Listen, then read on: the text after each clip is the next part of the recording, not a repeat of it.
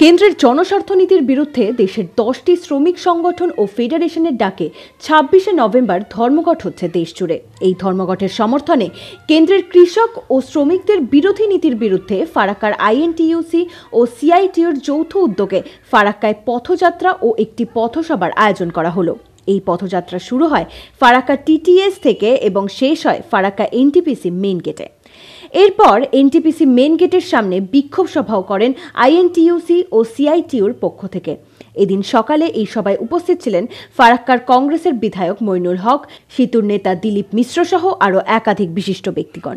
যেমন 6টায় 6:45 মধ্যে আপনারা এখানে উপস্থিত হবেন, এই জায়গায় যেখানে আমরা সভা করছি। সকলকে আহ্বান করছি, সকলে এখানে আপনারা সামিল হবেন। আমরা গ্রামে গঞ্জে, আমরা সব জায়গায়, যাতে করে কলেজ স্কুল তো বন্ধ, আমরা যাতে বাজার হাট এগুলো বন্ধ করতে পারি, সেই ব্যবস্থা আপনাদের সকলকে করতে হবে। সেদিন কিছু খোলা থাকবে না, এইটুকু বলতে পারি। আজকে মমতা ব্যানার্জি ছুটি শুরু হয়েছে, এখনো ছুটি, 23 তারিখে নাকি অফিস খুলবে।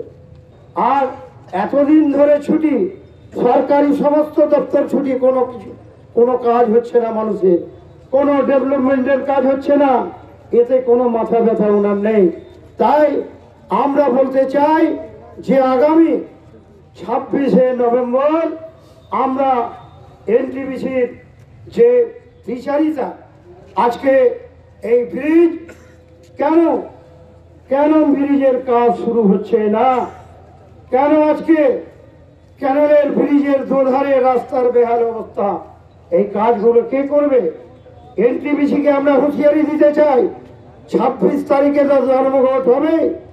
আর যদি ব্রিজের কাজ যদি আপনি না শুরু করতে পারেন, যদি না শুরু হয়, আর এই রাস্তার বেহাল অবস্থা যদি রাস্তা মেরামতের কাজ যদি শুরু না হয়, তাহলে আগামী দিনে এনটিপিসিকে আমরা স্তব্ধ করে দেব।